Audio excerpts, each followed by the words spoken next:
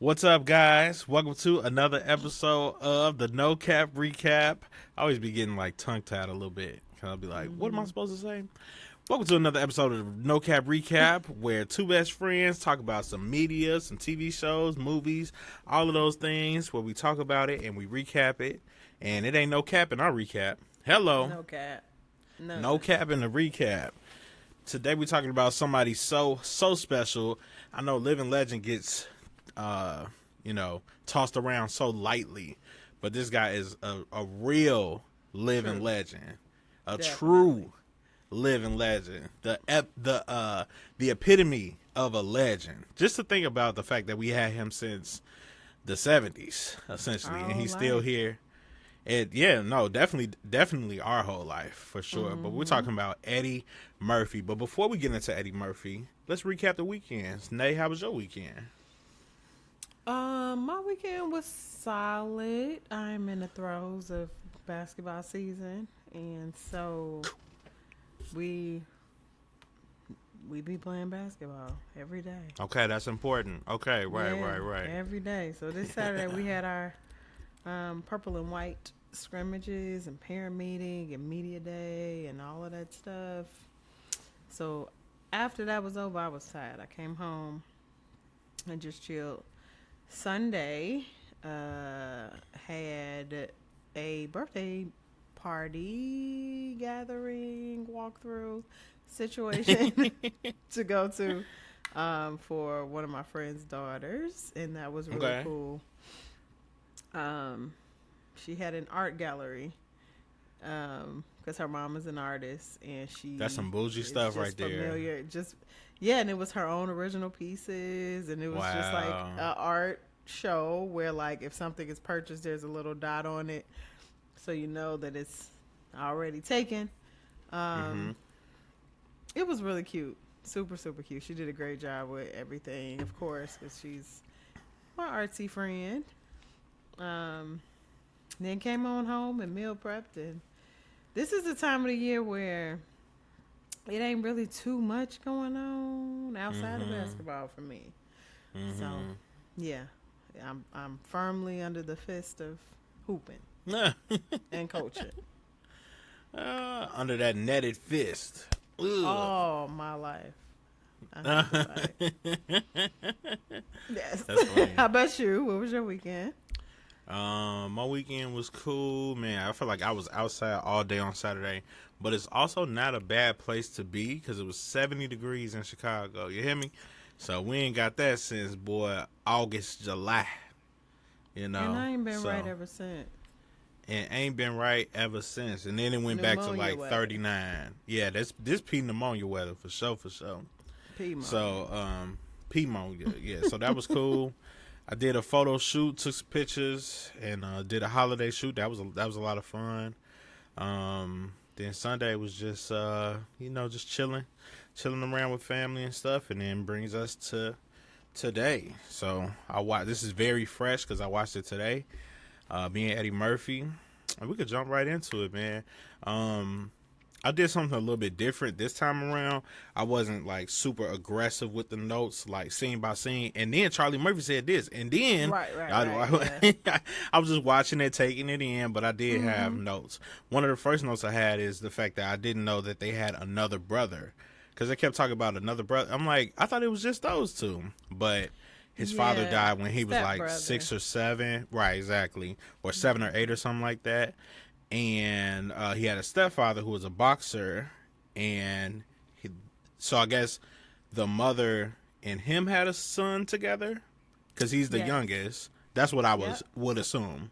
So Mm-hmm. yeah, that's their brother.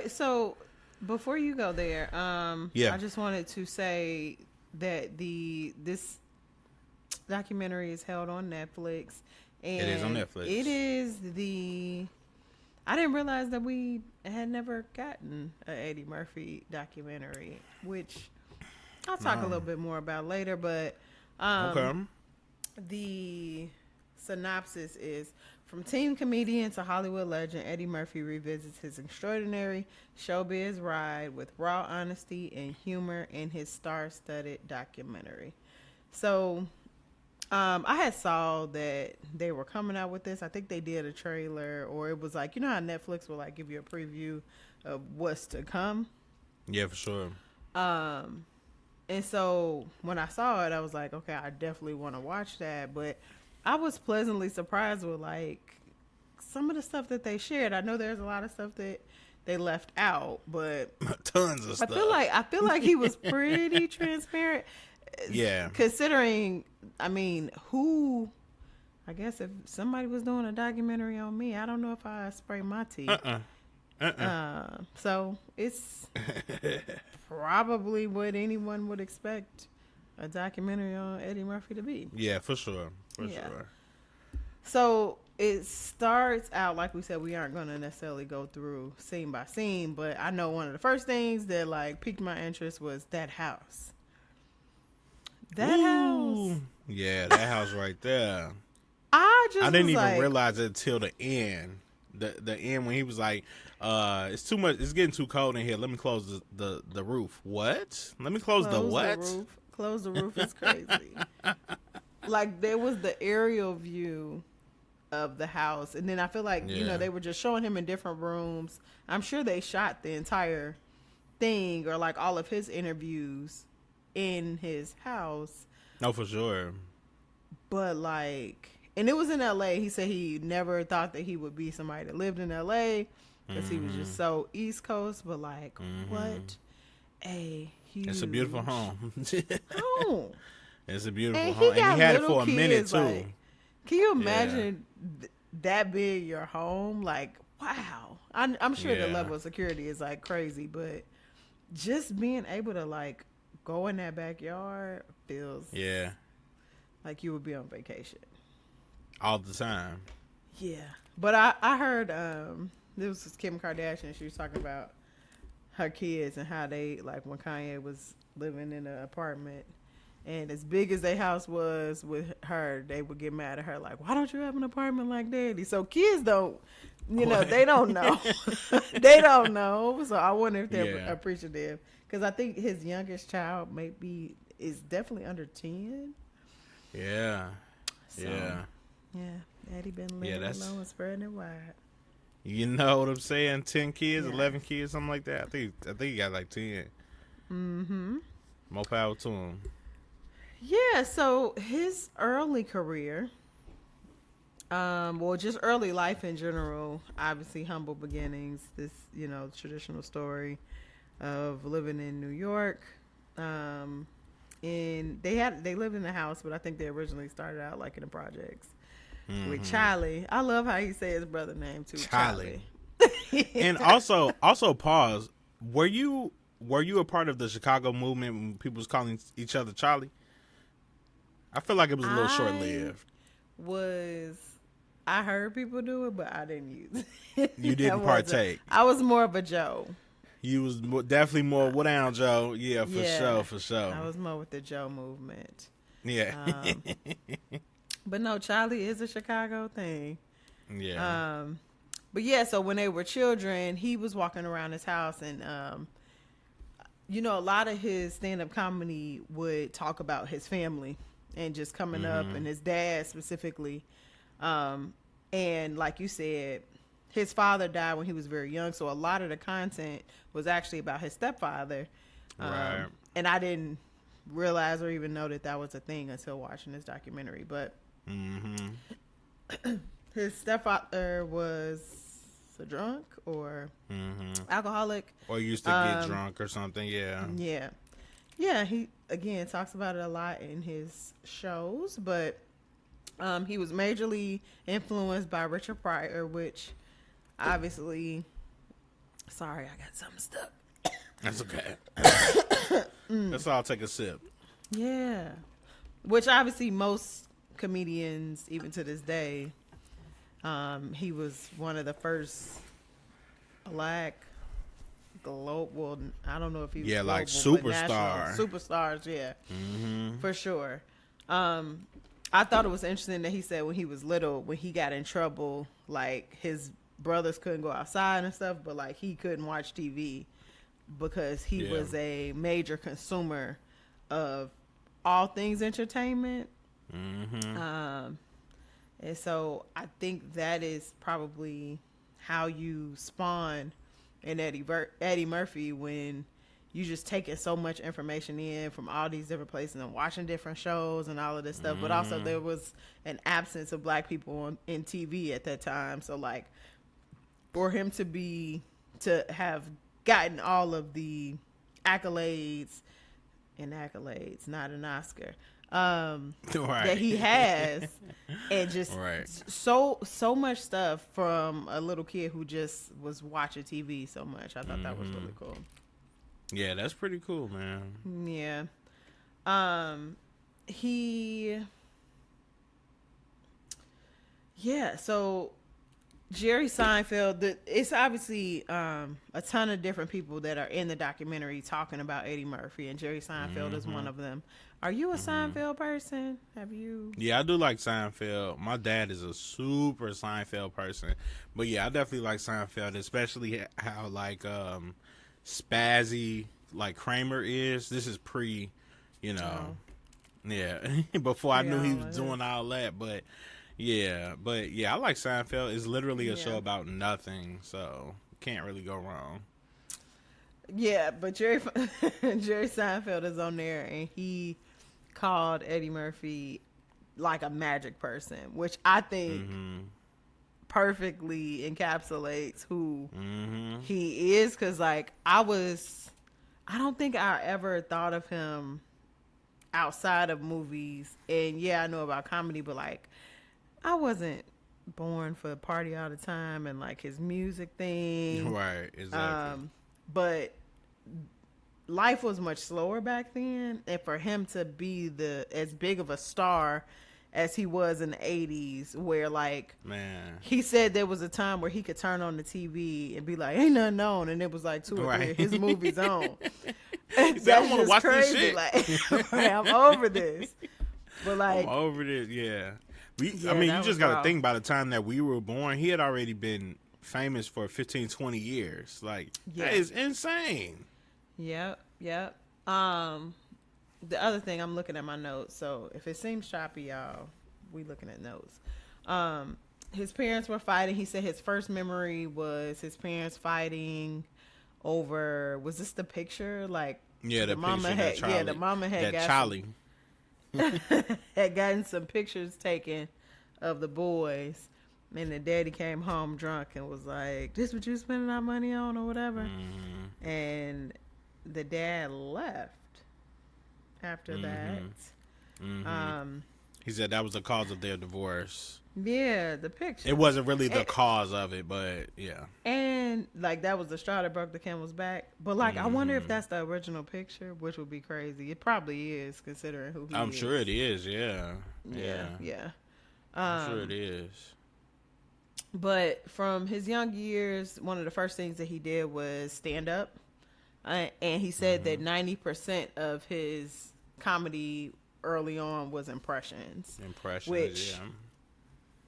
even to this day, like the way he can go in and out of just different voices and different, like, and he sounds so much like whoever it is. And I like, how does someone become good at that? Like, Man, what? I don't know. That's really. I mean, I think it's a really a gift, but really paying attention and stuff. Like he was saying, you know, a little bit later in the documentary, he felt like he had OCD. And then I don't think I he think felt that. like, I think he did.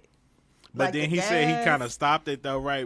When they was like, "Yeah, it's a mental illness." He was like, "Oh no, I ain't dealing with no." He was like, "I just thought I was a little weird, but mental illness, oh no, I ain't dealing with that." Yeah. He might have had a little tick when he was younger. But he Yeah, said just a he little. said he still checked the gas every Right. night. Right. He's funny, Yeah, man. but He just is funny. he is. No matter what, just sitting, I feel like he can just. And well, I'm sorry. That's what he said. It's like he's not a comedian. I'm funny.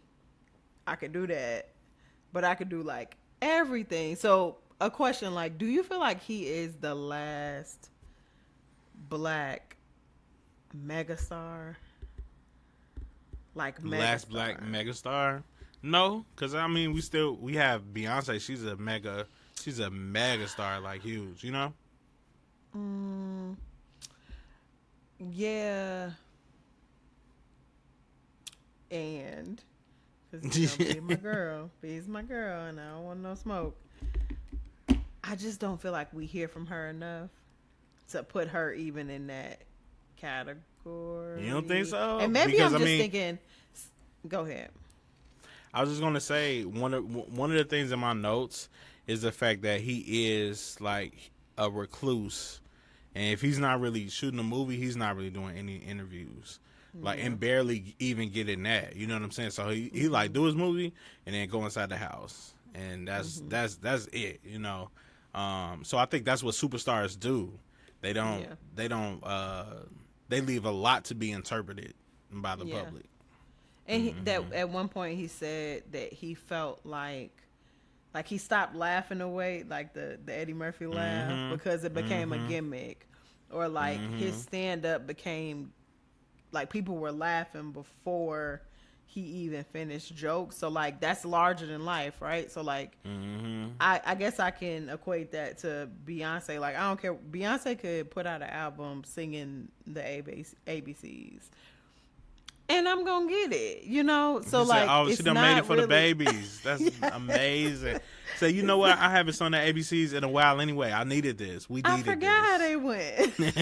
I'm like, don't give me these ABCs. So I think that level of stardom, again, you got to remember, this is free social media. This is free social media mainly, but also just the way that we saw stars back then is way less frequent than we would see them now, or even have access to them. I would even say the way that we consume media too. Correct. But the person I thought of was Jamie Foxx. I feel like he is truly like a branch off of the Eddie Murphy tree, because for sure. he can do Kevin Hart too. Yeah, but I don't know why. I got a disconnect with Kevin Hart. I mean, I feel like a lot of especially a lot of black people do, cuz it's almost like, I don't know, we was like seeing them too much. Yeah. There's in a lot of movies, and which is kind of like backwards a little bit. It's like once you on that wave, just keep on riding it. That's what he was thinking. He's like, man, I ain't finna get off this wave for nobody. Yeah. You go get right along 2, 3, 4, and 5. Yeah, for sure. We're tired of them. But Jamie Foxx, I think, he does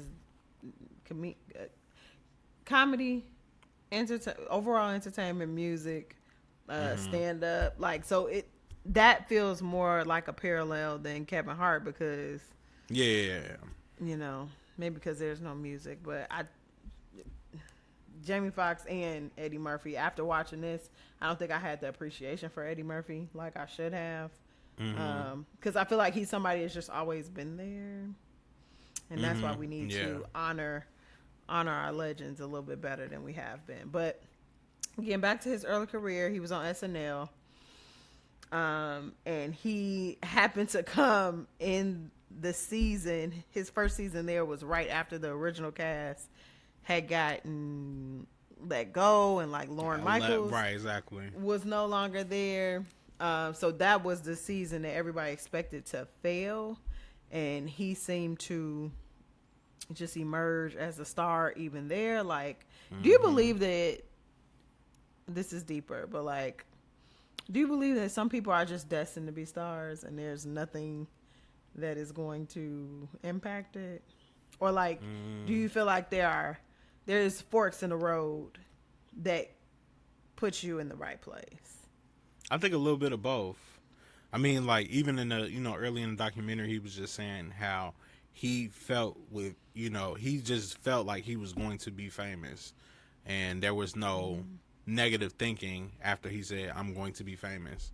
For years, he felt that since he was like 13 or 14. So when you have that type of determination, I mean, but see, the other part is you can have that type of determination and then it's like, okay, cool. I mean, and nothing comes of it. You know what I'm saying? Yeah, you gotta work.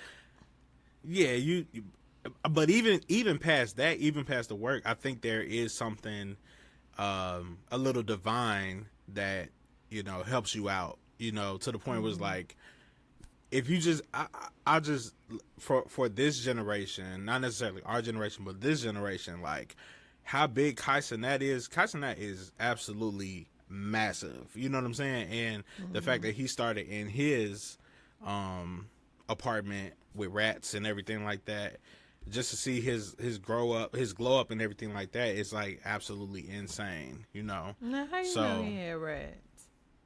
Because it got clipped. Oh, Because it was one running across like the camera. Oh no. Yeah, that was crazy. I'm gonna send it to you. No, offline. that's okay. I don't mess. You said don't send it. That make me itch. Yeah. So I think there's some hard work there, but I mean, you could work hard as you want to, but if don't nothing happen, it's not necessarily up to you. Yeah. So he was on SNL. I'm trying to see how long he was on there for, but during that time he came up with some of the from 4 seasons, from 80 to 84. And during that time, he was the only person that was on the cast that was also a host of the show. Oh, wow. Yeah, like imagine being so famous. Like, do you watch SNL? I don't, and I feel like you love SNL. I don't know. I think I fell in love with it over COVID, and I've been here ever since. But that's unheard of for somebody on the cast to be so big already that they also are somebody that could be considered for a host. That's crazy. So he did that during his time there. I think he performed too, which was crazy. That's crazy. No, or maybe later. Maybe he didn't. But have you seen any of his famous skits from SNL? Like Buckwheat and Yeah. But him doing all of these characters, it made me think about what is it? Like the clumps and stuff. What's the name of the movie? Nutty Professor. And of course we know like how it ended up, but I'm like, I could definitely see him doing all of these characters, even with Coming to America. Like, it makes sense because he was doing it years before, So, yeah. Yeah, and he just, once he got the ability to, like, platform himself, he just, like, did it better than anybody else. Yeah, I think for sure. anybody since then, I don't know if we've seen, I know Martin had his moment of doing it. I don't think Will Smith did. We know Denzel. But, like, he is the king of that. Yeah, for sure. Also, during that time, this is coming off the, the 70s. I think the first Charlie Murphy was talking about it. The first black woman on TV was Diane Carroll as Julia. That was widely watched by most folks. I'm sure there were other black people on there, but like she was one of the first that most people remember. And then it was almost like one black person was allowed to be on TV, or there was like one black star, and it was Richard Pryor, right? So he had his movies with what's his name from Willy Wonka, Gene Wilder. Like they went on a run where they were like partnered in a lot of movies together. And then Eddie Murphy, who at this time was probably 21, 22, got his big break with, was it 48 Hours? Was that the first one? Yeah, that was his first movie, yeah. Which I'm ashamed to say that I have not seen 48 Hours. I've never seen 48 Hours either. Okay, good. Not just me. Got that out the way. Wonderful. And Beverly Hills Cop and all of these like staple movies. And might I add, 48 Hours, Trading Places, Delirious, all this happened while he was on SNL, which is also insane. and also happened 3 or 4 or 5 years within him being famous essentially. So like that's also insane. Yeah, he said that he was 18 and he was like something about being a millionaire, and like literally the next year it was like, oh, yes, And you that's are crazy. rich. Yeah, so 48 Hours, Trading Places, Beverly Hills Cop, all of that. Then Party All the Time came out in Party all '85. the So like time. he had, like, I don't think there was anybody bigger than Eddie Murphy in the '80s. Black or white, to be completely Yeah. honest. And I love Trading Places. That's one of my favorite movies. You ever seen Trading Places? Never seen it. The I only one I'm love looking at Trading the Places. IMDb. I've seen Coming to America. I've seen Harlem Nights. But of his '80s Winthorpe. movies, of his '80s movies, I've only seen Coming to America. Oh man, I think I saw Golden Child. I never Yeah, saw I need Golden to- Child. I need to go back into my bag and watch some of these old films. We gotta have a watch night. Come over, watch Trading Places, and we gotta. I Watch did watch Delirious. That was Okay. on. Is Delirious the one in the purple? No, girl, red or Or blue, raw? red or blue. I thought it was purple. Blue is Delirious because that's the one that's on Netflix also. Blue is the one that's late. No, Raw is later. Raw is in 1987. Delirious was the first one in 1983. That's the red leather suit. So then I watch Raw. Whatever is on Netflix is the one I watch. And he had on purple, not red. What? He did. Blue. Man, that's blue. That's like it might be Whatever. like a purple or something. No, it's like the dress. Remember the dress? And black or red, or is it white and gold? Oh yeah, right. I hated that because that was Told people blue. up. I'm like, that's a blue dress, obviously. What are Clearly y'all it's looking blue. at? Yeah. Anyway, So yeah, then he got into movies, and he was the first.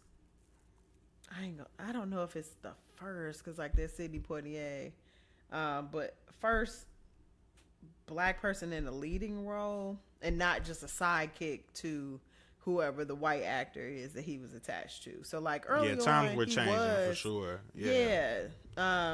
He said he was part of what ushered out the old garb of like old Hollywood stars and everything, and now he opened the door, which I thought that was a moment where, like, to say you opened the door for Denzel, when you opened the door for Samuel L. Jackson, Morgan you Freeman. know, yeah, because like it was more than just one of them at that time, like wild, right? So into the 90s, he started with his own movies. The first one being, well, that was still in '88, Coming to America, where he played. Oh, Coming to America. Yeah. He played Prince Hakeem. He played The Jewish guy. the Aha. Clarence, Saul, Randy Watson, Right. all of them. But he said as a child he was always enthused by makeup movies. So when people wore prosthetics and things like that, so he truthfully looked like different people in all of these different makeups and like all of these different, I don't want to say uniforms, but costumes. Yeah, for sure. And I researched it a little bit just to see if he was kind of like the first to do it like this, and they were saying that he wasn't the first to play multiple characters, but he was kind of the first to do it as well as he did, number one. But then also they were using a lot of prosthetics in the past, like specifically with the Nutty Professor that was in the 60s or 70s or something like that. Each character had like a different prosthetic instead of different makeup for that particular actor. So this one he wasn't the first to do it, but he was like kind of the first to really catapult it out of here for sure. Yeah. Yeah. To the point where he said Jesse Jackson Yeah. asked him, like, you know, it's so good you putting all these older actors on. He like, that's me, fool. That's me, fool. Right, right.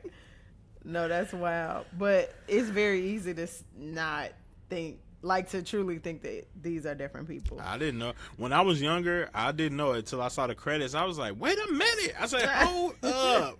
Wait a minute. You know.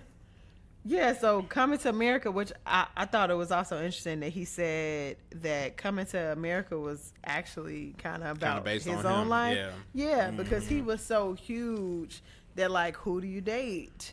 And how do you date? And how do you... Do they have good intentions? Yeah. Yes, yes. And so I would have never even made that connection outside of him telling us that. Right. Well, it was Arsenio that said that. But yeah. Oh, yeah. Oh, okay. Yeah, true. And then another thing that like really like boggles my mind is the fact that Coming to America was in 88, but then Harlem Nights was in 89. Like a completely different movie and so many superstars. And did you know that he directed it? He was the director for Harlem Nights. I Eddie knew Murphy it only was because the- I saw it on here. But yeah, now I know. I didn't know that he But- was the director. That's crazy. And it was raw that he was able to like pull all of his idols and like Red Fox, Della Reese, Richard Pryor, all of them in the movie with him that he was directing. And it's such a classic that like to this day Classic. you can still throw it on and crack up laughing. Yeah, and so one of the clips that's going around from the documentary is where he was talking about his relationship with Red Fox and how he buried him in buckwheat. And was it Richard Pryor too? Did he? I don't think he buried Richard Pryor, but it was another star that you know towards the end of their career. And Red Fox was different because he was, you know, abusing drugs or whatever, which opened up the conversation to Eddie Murphy never used drugs. Never used drugs. Because when they were talking, when they were talking about, Murphy. right, when they were talking about when he was snowed in with Rick James, I was like, man, I wonder how much cocaine they used. And then a minute or two later, he was like, yeah, I just never touched the stuff. Never touched the stuff. He said he never was interested in it. He Never didn't smoke curious. weed till he was 30, and even then, I don't know. I wonder. I'm gonna step out of that. I'm sure he drank a little bit. Oh, he buried Red Fox, Rick James, buckwheat. Rick James, yeah. Rick James, that's crazy. Like these are stars in their own right, and that didn't have enough to even be buried at the end. So that's like just how dangerous and wild, volatile, yeah, yes, show business can be. For sure. But again, at our age, I feel like I was mostly around for the rebrand kind of him being the Family Guy, whatever. But family, I didn't realize that there was a moment where I think black people kind of consider him a sellout. And then also that he was, when he was at the Oscars, he was giving away an award and he spoke up about, you know, black people being treated in the same way as their white peers and not willingly being the caboose or being the afterthought anymore. And he said the next day, like, it was almost as if that never happened. Like he wasn't even there. Like and like just straight up erasure. And then to be pegged as someone that is a sellout when he was actually being vocal on like the larger stages. Yeah. But like sometimes the powers can just kind of, they can cook the books the way They want them yeah. to. And It's he was beneficial to right. He them. has not. Mm-hmm. That's crazy. He ain't got an Oscar. Mm-hmm. That's insane. I could think of 10 different movies that he could have gotten an Oscar for. Dreamgirls He should have being got one for Jimmy Early. Right, exactly. Jimmy Early for sure was supposed to be. Jimmy want a piece of your chocolate cake. Right. Man. He played the hell out of that role, but For sure. he don't have one. But do you feel like he's blackballed? From winning an Oscar? Yeah. Because he said that stuff. I mean, yeah. We're talking about one of Hollywood's greatest actors. We're not even talking about most grossing actors. Like, that's not even in the conversation. I feel like that should somehow have some type of that should hold some type of merit or something. Like, not that it should be all about money, but that does paint a picture, especially back then. Like, you know, all of these films grossing all this money, that means something. That really means something, you know. Like, he made a bunch of people rich. So many people rich. Exactly. Yeah. And he was this talking little about oh, he was I think it was in Raw when he was talking about they were getting his tapes, the foreign people. These people, yeah. And they didn't know any English except the curse words. They say, Eddie Murphy, fuck you. Right. Suck my dick. Oh my God, dog, that's so funny. No. Yeah, that's just hilarious. walking up to him saying that. No, for real.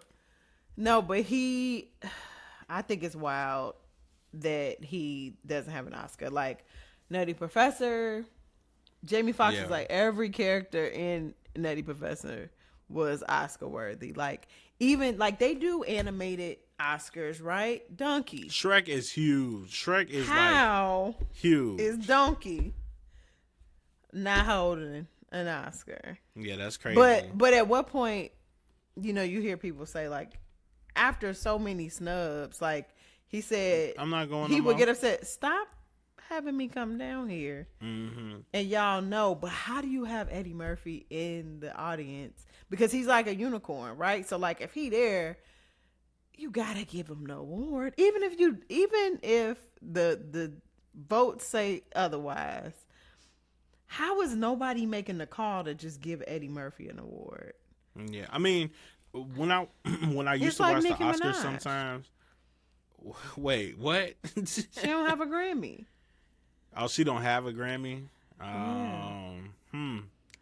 That's pretty interesting. That's all I got for that. We see who's not a Barb.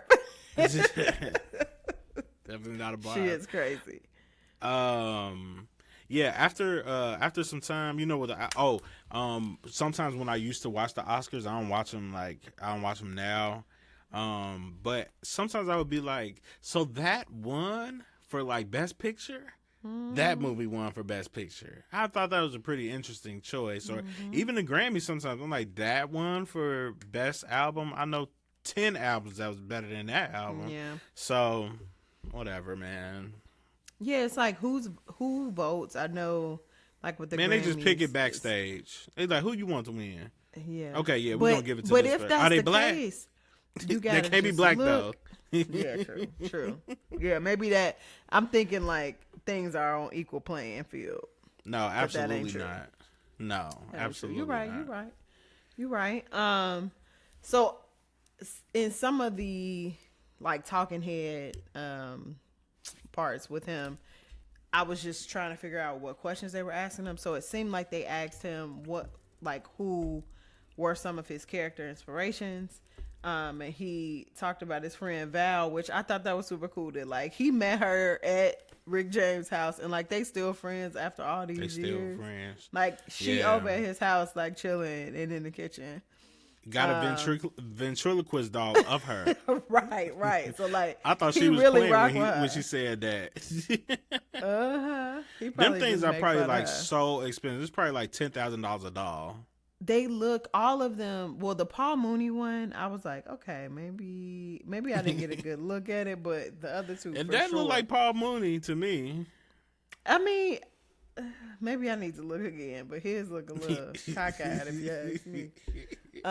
And he talked about how much like Charlie, his brother Charlie was so much of an inspiration to him. Like he said, most of his laughs in life have come big with laughs. his brother. Big laughs. Yeah. His favorite laughs have come with his brother. Yeah, and they didn't, Charlie Murphy they really was very didn't funny. dig into his brother passing away, but we all know that he did. But it was that I thought it was funny when he was talking about doing security for his brother. He was like, I didn't know security. I just know don't let nobody mess with my brother. Exactly. And getting into it with people in the crowd because they not laughing is crazy. Right, right, exactly. Exactly. Yeah. So I believe that was during the 90s. There was the SNL thing where that was in 95 after Vampire in Brooklyn. Vampire in Brooklyn. Yep. So on SNL, they made a joke. David Spade made a joke calling Eddie a fallen star. Fallen star, yeah. And he didn't mess with them all the way from then till 2019. Mm-hmm. Because he felt like it was a bold statement to make, like considering that, like he knew the lay of the land, right? So that joke had to get through so many different people.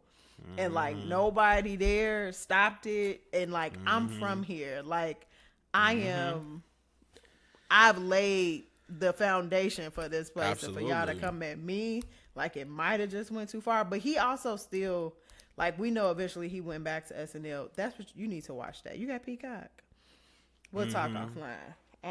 You need to watch when he came back in 2019. But he didn't go back for years after that. But he was forgiving when it finally was time because it had been so long ago. And also, like, he said he didn't have no smoke for David Spade or nothing like that. Like, he just was doing what he was told. But, I mean, you're Eddie Murphy. Mm-hmm. What could you... Why would you still hold on to stuff? But then again, that's easy for me to say because I got $27. Not $27, but you know, I mean, especially that's how celebrities be with their ego. Like niggas ain't gonna talk about me. Are you crazy? You know what I'm saying? Yeah. So they will. I mean, I just really feel like if you live in a fence, you will miss out on so much in life. You know, you will. Come on, Minister Evans. Come on, man. You stay offended. No, for don't real. Put that on me. But yeah, if you just stay offended, bro, you're not gonna enjoy any part of life because you're like, I can't believe that they did this to me. Right. When 90% of the time, it don't got nothing to do with you. It really don't. You're right. And you're also, right. I liked Vampire in Brooklyn. I didn't see it till I was grown, of course, because you know the type of household that I grew up in. Correct. But that was. Yeah, right. But he said he said we got a little off track here. I thought it was hilarious though. Thought it was a good one. Yeah. I can't say Evil. I think that was my grandma might have had that on bootleg, but I don't think I ever watched it. Let me tell you, when I was working at the bank and my coworker was talking about, she was like, Evil is good. And I was like, what are you talking about? She was like, that's from Vampire in Brooklyn. And I was like, what are you talking about? I was like, I never seen this. She was like, oh no, you have to watch it today. And I went home and watched it and I was like, he made this in 95? Like, what is going on? Yeah, it was a little off track, but it was fun because he played different characters there too. So, because that's kind of that's his signature. That's his thing, yeah, for sure. Yeah, for sure. Yep.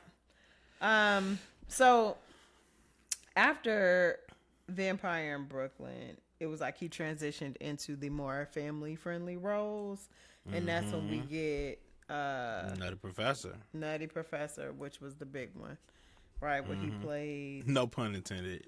all the clumps, and it. What was it? Buddy Love. He was Buddy Love. And we got to see Dave Chappelle for Dave one of the Chappelle. first times. Yeah, very big teeth, Dave Chappelle. Um, and he did the Doctor Doolittles, the Mulan. Yeah, I What forgot else? he was in Mulan. That's crazy. Yeah, me too. Me Even too. He even was a because little.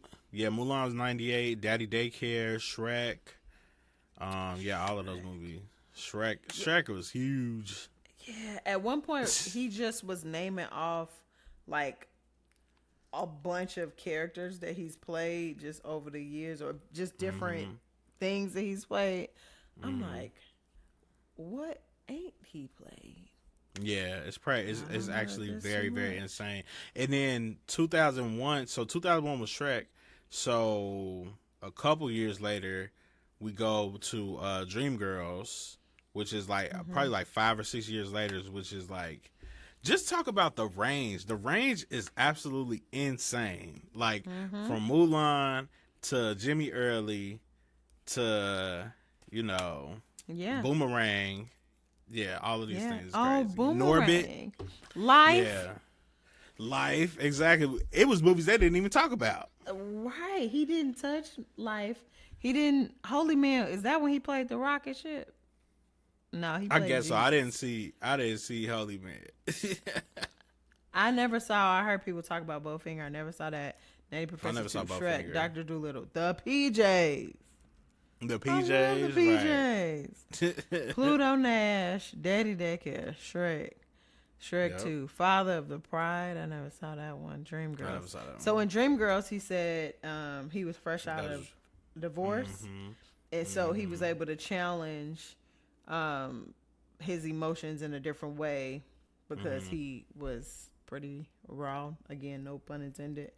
During that time, but to come right behind it with Norbit, it's like, okay, so you was over the breakup by then because right. being Jimmy Early and Rasputia, like when did she come out? Exactly. Norbit is a classic, and I might actually watch that tonight. I'm really, me personally, at this time in my life, I'm in my rewatching bag because Yeah. I've rewatched a lot of stuff, and I'm just like, wow, I missed a lot because I saw this when I was 13 or 14. But now seeing it now is like Yeah, a you can watch it completely with different thing. eyes. Oh yeah, for sure. You actually For understand sure. what's going on. Exactly. Oh, and I was gonna say in Dreamgirls, I feel like it was a parallel between Jamie Foxx and Eddie Murphy. How it was a parallel between Eddie Murphy and Richard Pryor. And Richard Pryor, yep. Yeah, for sure. Because remember when Richard Pryor said, like, he would go watch the movies and he like, oh, this funny. Oh, this real funny. Oh, this too funny. Right. Somebody get him out of there. Exactly. But yeah, and I didn't realize either that Norbit was up for an Oscar, and that was the one that he didn't win, when he was like, I didn't came all the way down here for nothing. And he said kind of at that point movies didn't seem fun for him anymore. Yeah, I wouldn't expect Norbit to get an Oscar. I definitely would expect Shrek though, for sure. Would expect Yes. Shrek. Yeah, like it's almost like if he would have got it for Norbit, it would have been like them giving it to Beyonce for Cowboy Carter. Like, no, y'all missed y'all beat for multiple things, but Yeah. and at least Or like they gave the she one was sitting on. to Denzel for Training Day, but not all the other stuff that he did. Yeah. Denzel had to be crooked before he took it. Before he took it. Jadakiss. He said he got the big old house out. Well, how long he lived in the house? Cause was he in the old house with Nicole Murphy, and then now he up in there with that white woman? I don't know.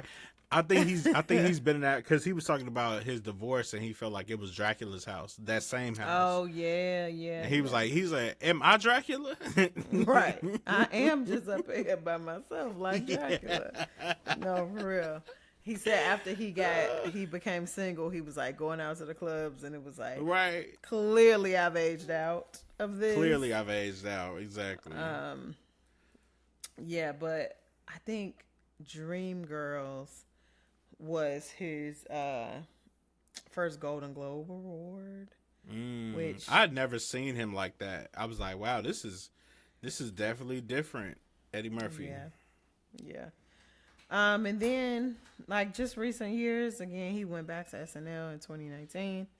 And he brought for his monologue, he brought like basically the biggest black stars, either from SNL or black comedians, up there with him, which was definitely a moment. Which again, I want you to watch, because I guess it makes sense now that I guess he hasn't done stand up in a very long time, and so the monologue is kind of that, and it feels like maybe he deflected. I don't know if he feels like he's not funny in that way anymore. Or is it like an Andre 3000 thing? Like when I have something to say, I'll say it. But right now, maybe he doesn't. But I mean, the world is on fire. So how do you not have something to say? Well, I think when you come away from it after you did it so big, I don't know if he feels like this, but you almost can feel like I left on a high, because how do you top that, Right. But I do feel like the longer time that it takes you, the higher the goal is, So if you just do it and it's out there, then boom, it's out there, because like he's come back with movies that are phenomenal. Like Dolomite Is My Name was a phenomenal movie. I really love that one. And even the other family stuff, Candy Cane Lane, and I even watched The Pickup. That was pretty good. It was decent. But Beverly Hills Cop, that one was really good though. So I like them in You People too. You People, yeah, I like them in You People. Right, exactly. I forgot about that one. That was with Jonah, right? Jonah? Yeah. Yeah. And Nia Long. That was a really cool Oh, cast. yeah, right. They were Muslim. Yeah. Yep. Following Islam. Yeah. Yeah. I guess just bringing it to a close, I thought it was executed pretty well. Some agree. of the things that were left out. Here you go. Messy. No, here you go. I don't want to be messy. I want you to say it. I want to What you open want the me door to and I say? want you to walk through. I don't know exactly what happened with Mel B, but I heard it was kind of crazy. I heard that was kind of crazy, and some other things that I will not say was also kind of crazy. I'm trying to see if you say it. Mel B from the Spice Girls. They had a baby. I don't Scary know what happened. Spice. I don't know what happened. That was right there, after his divorce too, because I think that baby was born in like 2007, and he got divorced from Nicole Murphy in 2006 or something like that. 2005, 2006, something like that. So, yeah. I think she got broke off though. Mel B. Oh, I'm sure. I'm pretty sure she did. And yeah, and now the white woman is there. But he also had a scheme that Ty set up. Or maybe gotta not. be a scheme. Gotta be a scheme. But where he was allegedly caught in the car like with a trans woman, and there were a lot of rumors around who he maybe enjoyed being in bed with. We don't know if that's true or not. But it was left out of the doc. So again, if his hands were in the doc, which I'm sure they were, right? Why would you? Yeah, go ahead, leave that out. Leave that part out. None negative in my stuff. Right. So yeah, so what would you give it out of 5? Out of 5? How many decents would you give it? I give it a 4.5 out of 5. Okay. You definitely learned a lot about him, and the fact that it was done by him. Of course, he's gonna have, nothing but great stuff to say about himself. So, I don't have no problem with that. Yeah, I'm gonna give it a 4 out of 5 too. I wish that I heard people say that a lot of what we got from this documentary is stuff that we kind of already knew, and yeah, loosely, but maybe it could have been multiple parts, or I feel like he has done enough where they could focus in on the music, they could focus in on stand up movies, like those could have all been different episodes. Even if we go decade by decade, that'd be crazy. Yeah, that would have been raw too. That really would have. But I always felt like also I didn't know how he felt about the Charlie Murphy story or the Rick James story being on Chappelle's show and stuff like that, because he just never ever talked about it. And it was a little refreshing to see that he was like, yeah, that was like real funny, but that was just one of my nights in the 80s. Like, that was just one of them. He was like, it was like that all the time. He punched Muhammad Ali in the face. Right. The people was trying to get him to come have sex with their wife. Like, all kind of stuff. Yeah. Remember, he was in Remember the Time, Michael Jackson. Like, yeah. It's took nothing bigger. Nothing bigger. So I know he is full of stories. Yeah. Did you know that Robert Townsend worked on I think it was Delirious. He worked on Delirious with Paul Mooney. That's another documentary I would love to see is Robert Townsend, because as clean cut as he is as far as like his comedy and everything like that, like, or just his writing style and everything like that, to work on Delirious as like a writer, that's like insane. Yeah. Another crazy comedic mind. He's on The Bear. He is on The Bear. Yeah, I gotta finish The Bear. Gee whiz. Shaking my head. So so that's being Eddie. Yeah. It was good. Faux decents. Well, 4.25. Right, a good average. If we averaged in 4.25. What else before we close? Just quick. What else are you watching right now? So I just finished Top Boy. After watching it for the second time. I love Top Boy, man. So good. And you need I can't get with the accent. I need to.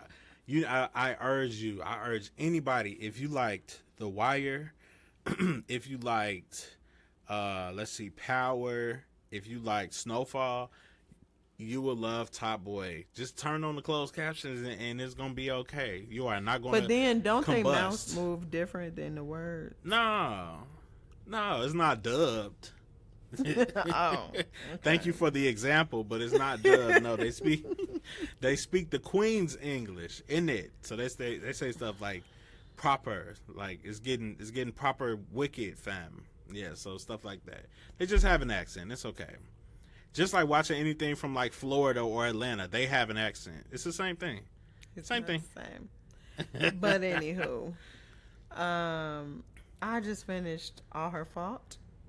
Yeah, that's one I want to get into. Kev on stage said I was all up in the white people's business. That was, and it's set in Chicago, which is really cool. Well, yeah, so didn't know that. They make references to different places. I think it's like the home base is in Wilmette, which is right in my backyard at work. But that is definitely worth the watch. I feel like when you watch the first episode, it's hard to turn it off. We broke it up over a couple of days, but we totally could have watched it one day. Yeah. Mm-hmm. Yeah. But I really enjoyed that. What else am I watching? Yeah, basketball. Nothing but basketball, actually. No, but yeah, y'all. Maybe I'll give Top Boy a try. What's it on? Netflix. Top Boy's on Netflix, and All Her Fault is on Peacock for the people that don't know where it's at. So yeah, talk about Peacock. Talk about, and you know what? Our next episode, we need to just have an episode about all of these streaming platforms, because it's actually getting ridiculous. Yeah, it's actually getting insane. Definitely pay more than we pay with cable. I mean, and then we have cable, we have DirecTV, stream. So that's like the YouTube TV, but of DirecTV. But it don't be nothing on. So it's like Right. the only thing that I could really see it like super, you know, having an advantage is for like award shows. But now those are starting to come on, like the BET Awards is on BET Plus, or like the Oscars, Grammys, and stuff like that. It's on CBS, so, which is on Paramount. So Which you is could Paramount, now you yeah. could exactly now you could actually watch the actual award shows, because for some reason I just don't understand that they never come back on. Like back in the day, they don't come They back used to on. just play them right One after time, that's it it. ended. They Yeah. might do a little after show and then run it again. And then they put it in the And- vault forever. Yeah. But it's never Yeah. it's never coming back on. So yeah, I don't know. I don't know what's up with that. Yeah. Well, ladies and gentlemen, this has been No Cap Recap. Talking about Being Eddie. Go watch it if you haven't already on Netflix. And let us know what you think about it. And we'll see y'all next time. See you in the next one. No capping and recapping. Bye. Bye. We didn't even sing our